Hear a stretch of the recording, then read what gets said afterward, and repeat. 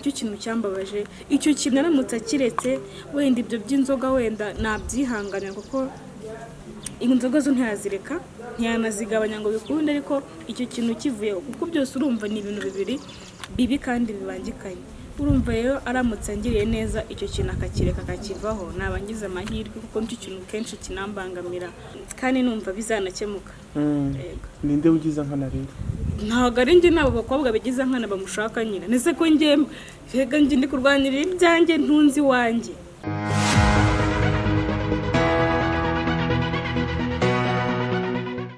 Hello, be kind. This is 2021.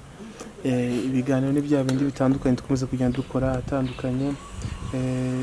Turashimira cyane abakunzi ba Be Kind TV bagenda bakurikirana ibiganiro byacu bitandukanye tugiye dukora. Dushimira by'umwihariko abakora comment, subscribe n'amashare ku biganiro byacu. Ubushize twari twakoze ikiganiro Keza nubwo kitarangiye neza, yari mu marira ubona arakaye, byamugoye kubyakira.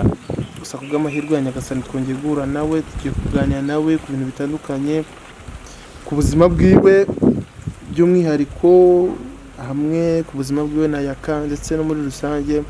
na challenges akomeje kugenda ahura nazo mu buzima bwiwe no mu rugo rwiwe na Yaka. Keza, amakuru ni meza gaciye. By the way, you are smart, bagaragara neza, wajyanishije, wafashe udukweto hano hasi. Murakoze. Bijya biterwa n'umunsi cyangwa n'ahantu ugiye, rimwe na rimwe nyine ugomba gusa neza. Ndabona wajyanishije turinete n'agakazu hano hasi, ndabona ufiteho ibara ry'ingo, harya bakunze kuryita gute? Iyi ni yango ya kayanga. Ariko kuyambara ari umwenda nta kibazo, ikintu w'imbere niwe yanga. Umwe w'imbere usa gutya. W'imbere usa gutya wo ntabwo byakunda. Buriya ntiyatuma wambara umwenda w'imbere usa nk'ingwe. Imbere w'umukara, w'ingwe, w'umutuku ntabwo bakorana. Saba utundi tubara umukara wapi n'umutuku wapi n'ingwe wapi, ubwo ni atatu. Ko numva amabara yose aba yarangiye. Amabara arahari, hari umweru, hari pinki, hari uturuje bordeaux, amabara arahari. Ndabona ukeye rero, byaba ari uko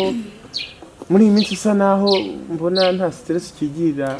Stress wenda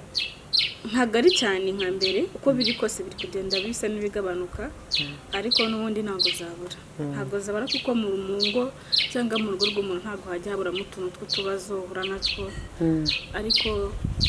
ikintu nakoze nahisemo gusenga kugira ngo byibura hagire igihinduka, ariko utubazo two turahari kuko bene Adamu nabo baba bari hafi aho ngaho batuma umuntu atamera neza, ariko Imana izabikemura. Keza, se muri iyi minsi ameze ate? Byifashe bite? Ubuzima buragenda se cyangwa ni nka miserero ya buri munsi? Ubuzima burya iyo uhumeka nibwo buzima bwa mbere. Kuba ngihumeka rero biba ari byiza, keretse turi tubazo two mu rugo two guserera n'abantu n'abagore, ibyo urabizi ntabwo nirirwa mbitindaho kayaka iki, ariko nibyo gusa. Naho ibintu byo mu buzima busanzwe nyine ndaho nk'abandi bose. Atatu nakomeje kugenda mbona abantu benshi bavuga ngo Keza arabyibushye. Keza bari zose muri bwawe na Yakara. Urebye nyine ntago ari 100%, ariko uko biri ntago ari nka mbere. Uko biri ntago ari nka mbere, uko ndibuka mu minsi ishize ibibazo byasaga naho byandenze. Ngerageza kugira ngo nitaze umunyamasengesho, nitabaje mu pasiteri rero inshuti yanjye, ndavuga ni reka mutumire mu rugo aze tuganire, atuganirize niba ngombwa nadusengera. Ko uri ugisenga Keza cyangwa uri muri abantu basenga ari uko ibibazo byabaye byinshi? Ndagukomeje niba ubitekereza gutyo, ariko njye ndasenga kuko umuntu usenga ntabwo bimusa ku isura. Amasengesho ubundi twebwe ntabwo gusenga bisaba ngo ujye mu rusengero buri munsi, kuko Bibiliya iravuga ngo buri muntu wese ni urusengero. Ubundi urusengero rugenda wa mugani wa Roki, nawe urusengero ubundi wowe urasenga, ntabwo ari ukuvuga ngo winjiye mu rusengero. Urumva rero gusenga ngo ndasenga, ariko byarushijeho kwa kundi ndavuga ngo umuntu asenga nk'aho ari mu bibazo. Nanjye nyine n'ubundi nasengaga, ariko byakaze cyangwa se nabikomeje cyane, mbonye urugamba ndimo ndavuga ni hano ntasenze ntabwo byazakunda. Rero kugira ngo mutabaze nyine umunyamasengesho ntabwo umupasiteri ntabwo yari abizi kugira ngo adusengere kuko yakamba mbona ameze nk'umuntu ufite ikibazo sinzi ikibazo afite ariko abantu bangira inama nanjye mugira inama biranga ndavuga nti kamagara umupasiteri adusengere turapfukama turambikaho ibiganza abanza kwanga ngo ntabwo ashaka abantu bamusengera ariko kubw'amahirwe nyine arashyira acururuka mu mupasiteri atuganiriza birakunda andahira ko yavuye mu busambanyi inzoga agiye kuzigabanya urumva nyine niwo muneza neza mfite muri iyi minsi kuko ntabwo arongera kumbabaza cyane nyine ntabwo hashize igihe kinini hashize nk'icyumweru kimwe ariko uko biri kose ntabwo yakamaraga icyumweru adakoze akantu k'akadega ariko kugeza iyi saha tumeranye neza aragenda akambwira ariko mbese nta kintu kindi kiraba kuva badusengera amasengesho se ntiyatumye Keza byibuha erega buri cya mbere ni umunezero ntimuza kubwese muzabyibuha wariye ngo kurya cyane ngo kurya neza wapi iyo mu rugo iwawe wishimye cyangwa se mu rugo iwawe iyo wishimye nta muntu ufite ikibazo nta mushiha nta mukushobora no ku mutima isura yawe ihora ikeye nta munkanyari n'umutima wawe gake gute utabyibuha urumva rero stress narimaranye iminsi nzatumaga wenda nini nanuka ibiro bigabanuka ariko ubu kuko amaze iminsi ari umugabo mu rugo rwazi inshingano ze nanjye ndashimana kandi numva ko byanakomeza gutyo ngize amahirwe nyine yakomeza akaguma ari uwayewe urumva rero nta kuntu nta ibiro bitakiyongera wari ukomojeho ngo yaka muri iyi minsi urabona adarutse gukora utudega hagati aho ngaho yakaje ubundi yagaragaye cyane kuri televiziyo arimo araganira natwe atubwira ko yaka yifuza kunga Keza na Dakwini ariko by'ukuri yes ariko na Dakwini kuva ryari se yavuze ko kiri mu bitekerezo bye mu byo yifuza yuko byajya mu ngiro akabunga hatazaba vuba ikibazo umwe muri mwebwe agakomereka agatakaza ubuzima wowe waba rubiziho cyangwa ahubwo mbashije kumirwa hanyuma Dakwini se kuba tubanye gutya ko Dakwini ntacyo nsaba ko ntacyo musaba aratwunga ngo bigende njye ndumva ibyo bintu atari ngombwa ntanabikeneye mu bantu maze iminsi ntaterana amagambo nawe ni Dakwini sinzi yasigaye aba ariko kugira ngo yakayicyatekereza gashaka kutunga sinzi impamvu wenda ashaka kuba wenda afite impamvu azansobanurira ariko ku bwanjye ndumva ntabwo bikenewe cyane ntabwo ari na ngombwa keretse ubwo nabinyumvisha nanjye akambwira impamvu abishaka ariko ntabwo numvaga ko yatekereza icyo kintu ndibuka ubushize dusubira inyuma gatoya hari amatiku yagaragaye ku munsi w'isabukuru wa yaka uteza amagambo urazabamo kurwana dusubiye gato wadushusha uriya munsi wabyakira ute waryamye ute wumvaga umeze ute muri wowe ni ukuvuga ngo biriya ni ibintu byakubabaza uko waba uri kose ntabwo byagushimisha naraje nyine nsanga bari kwibyinisha bakasa amakeke ntabwo byari mvuga ngo nanjye ndaje mbyine ntabwo byari bishimishije ariko buriya nagerageje nanjye kugira ngo nyine ndiwe ndakaza n'imijinya cyane kuko nyine Dakwini ni umuntu utajya ni umuntu ukuze ariko ntashobora kuvuga ati hano ndarengereye ndakabije reka nanjye ndekeraho cyangwa se ashaka izindi nzira birasa naho we ari guhatana nanjye nyine nagira ngo anyereke ko byose bishoboka ko byose mbese ibyo nshatse byose yakinyambura kiragera rero kwihangana byaranze naratashye nta nubwo yatashye mu rugo iryo joro ko nambwiye nti ubwo nizere ko utari burare iwacu ntiyatashye bwarakeye nyine nk'uko bisanzwe njye menyereye ubuntu bw'ubukosa bwe ndabumenyereye ntabwo buri ibintu byantunguye nyine byarabaye birarangira aza nk'ibisanzwe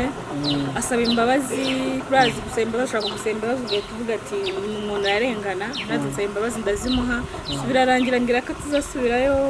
batazongera guhura iki n'iki wavuze ko muri iyi minsi wasengewe wicaranye n'umupasiteri ugasanga ugafata umwanya niba koko warasengewe wumva kuko bifu ntacyo zigutwaye ku cyumva wowe utunguwe no kumva yakubwiye ngo mwiyunge ahubwo aho kuvuga ati ndabyakiriye neza ntabwo nabyanze kubera ko buri kintu cyose kiba gisaba impamvu gusa waravuze ngo uratunguwe ndanatunguwe ko ntabwo ibyo bintu impamvu bintunguye ntabwo nzi ko yakubwe yashimangira ngo twiyunge numvaga atari n'ibintu byanamurira ku buryo ashaka ko twiyunga kuko ntabwo nta hantu henshi duhurira ku buryo twazarwana kuko babivuga ngo umunsi ngo twarwanye iki ariko ikintu kinunguye ni uko ari we wenyine ubyivugiye ngo twiyunge kuko hagati yanjye na Queen ubundi nitwe twakavuze twiyunge ariko nimba yakaba bivuze buri afite impamvu kandi impamvu binantunguye ntabwo yigeze abinganizaho na rimwe mbwira ati ndashaka ko wiyungana kana kumva we ni ibintu yitekerereje ashaka ko dukora ariko njye ubwanjye ko ntari kubyumva neza impamvu nge wenda zabinganirizaho sibyo ambwira ati ndashaka ko we na Queen mwiyunga kubera iyi mpamvu iki n'iki ubwo nimbyumva nabinyumvisha nkabyumva nta kibazo mfite twakiyunga tutakiyunga nta kintu mpomba njyewe nta n'inyungu mbifitemo Keza wumva ntabwo ufite cyangwa ntabwo biguteye kuba ugirana bifu n'abakobwa muri Kigali twakomeje kugenda tubona ingero z'abakobwa benshi barwaniraga abahungu ndetse bamwe bakavamo gukomereka bamwe bakatakariza ubuzima niba ntibeshyara urugero rw'umukobwa niba atari uw'inyamirambo si uw'inyamirambo barwaniye umuhungu umwe bitangira abagenzi bamukomeresheje none barafunze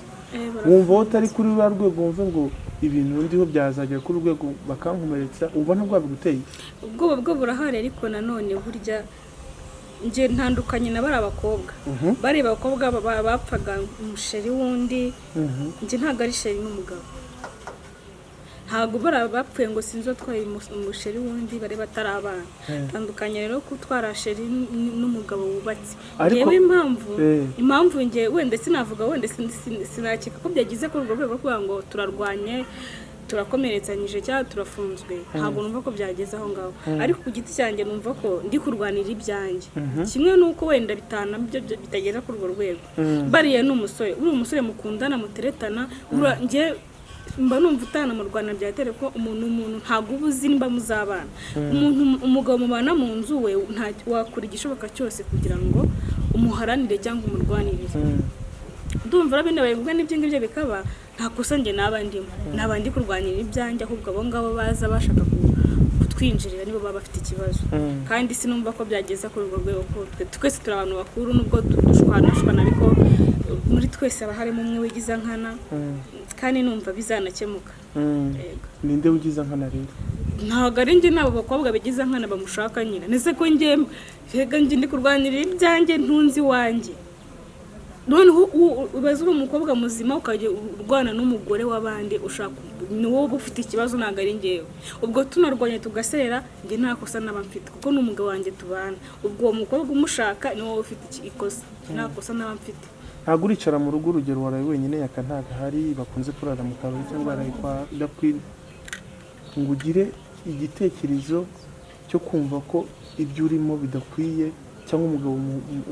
ubana nawe atari umugabo wawe w'isezerano bitewe n'agahinda gutera ngo nicare ukabitekerezaho kumva ko ubuzima urimo atari bwo wakabaye ubitekereza ubwo mbitekerezaho akenshi hari n'igihe nubwo bavuga ngo ntukicuze ikintu wakoze hari n'igihe biba ngombwa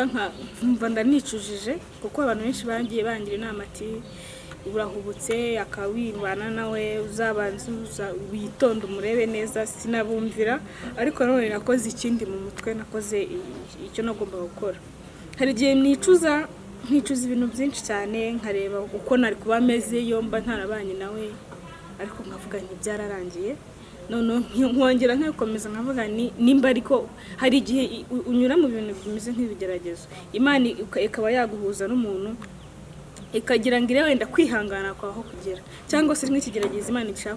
kugucishamo kugira ngo irebe kubyitwaramo bishaka yuko wenda yakatari nawe tuzabana ubuzima bwose ariko Imana ikabinyuza mu zindi nzira kugira ngo impe icyo kigeragezo cyo kwihanganira niba nabasha kwihangana natekereza gutyo rero nkuvuga nti wenda wasanga kino kintu atari ukuri atari icyanyacyo niko kuntu ngiye mbifata ariko kuba nicuza bwo ndicuza ariko none nkongera nkigarura nkavuga nti kubera iki ntahangana n'iki kibazo kubera iki ntahangana n'izi ngaruka naho ubundi ko ariho byo bibaho Keza dusangize rero ni ikihe kintu wenda cyaba cyarakubabaje bwa mbere ukibona yakamukibana mu rugo ukumva kiragukomerekeje ndetse nawe ukiteguye ubundi ikintu kimbabaza ni kimwe nta n'ikindi kijya kimbabaza nta makosa menshi agira pe ubundi kosa rimwe ryonyine ni ikintu kimwe cyonyine afite kinambangamira akiretse ibindi byose nabyihanganira ikintu cy'abagore akunda abagore noneho we si n'umwe si babiri ubundi hari ukuntu umugabo yaguca inyuma ukavuga ati wenda ukajya wumva agakundana n'umukobwa wo kwa runaka wenda ari we wenyine wavuga uti wenda nturiye wenyine wenda ka kantu ko kwihangana cyangwa ko kwikomeza kakaza ariko we arasakuma ahera mbese umukobwa wese abonye arafata ntabwo ari umuntu ukunda umuntu umwe byose arafata akayora ntabwo ari umuntu urobanura nta nubwo anarobanura waba ubyibushye waba unanutse waba uri muremure cyangwa uri bugufi aratwara icyo kintu cyambabaje icyo kintu aramutse akiretse wenda ibyo by'inzoga wenda nabyihanganira kuko inzoga zo ntiyazireka ntiyanazigabanya ngo bikunde ariko icyo kintu kivuyeho kuko byose urumva ni ibintu bibiri bibi kandi bibangikanye urumva rero aramutse angiriye neza icyo kintu akakireka akakivaho nabangize amahirwe kuko nicyo kintu kenshi kinambangamira kuvuga ngo tunze umugabo ariko ufite abagore bangaye nakavuga ngo umugore wanjye arabizi ko muca inyuma urumva ni nambita nko kuba yaransuzuguye yarambonye ko ntacyo nshoboye nta n'icyo namutwara yego nicyo kintu cyonyine yakoze kirambabaza kurusha n'ibindi Keza rero dusoza iri jambo rimuvuga nyine ubwira abakunzi bawe n'abakunzi baka muri rusange bari no kwihangana babwira ikintu nababwira yuko mbakunda cyane ikindi nababwira abafana cyangwa abakunzi bacu nshimira abantu bagenda bangira inama cyangwa se bambwira bati komera ihangane mba numva ko ntari njyenyine mfite n'abandi bavandimwe bandi hafi numva ko njyewe atari njyenyine uri kwirwanira numva ko hari n'abanshyigikiye Keza nkubaza akabazo k'amatsiko gato dusoza ese hari abantu bagomagara benshi bavuga ati warayobye inzira urimo si yanyayo yego barahari benshi ubasubiza ikirere mbasubiza ko nyine niba ntabwo nakigira inama njyenyine barabimbwiye yego ariko ntabwo ntuzuba gukurikije inama z'abandi cyangwa uko nabo banze kwitekerezaho ndavuga ntuke niba nikosa ribaho nimba nabikoze ariko ntabwo nshaka kumanika amaboko nonaha reka mbanze ngerageze wenda hazabaho kwisubira hari ukuntu umuntu agukoreshereza yabona ko nawe umwihanganira akavuga ati reka nanjye ntigarure narakabije icyo gihe niba kitaraba rero ubwo nzaba naribeshye narayobye nyine nzaba ntarakurikije inama z'abantu kimwe nuko n'ubundi yakisubira ahubwo nawe narakurikije iz'abandi nkaba narayobye ariko kugeza iyi saha bisa naho hari icyizere niho tugira igihinduka nyine no gukomeza guhatiriza cyangwa se kurwana mbese kongera amarangamutima kugira ngo atanyigarurira kuko abana yakabisa bimeze nk'ikigeragezo Keza wakoze kwitabira ubutumire bwacu nka Be Kind dushimira cyane abakozi ba Be Kind TV barebye ikiganiro kugeza ku musozi Imana ivugaho umugisha utavangiye amazina yari Parfait kuri kamera ndi kumwe na Francis producer Imana ibaho umugisha God bless you people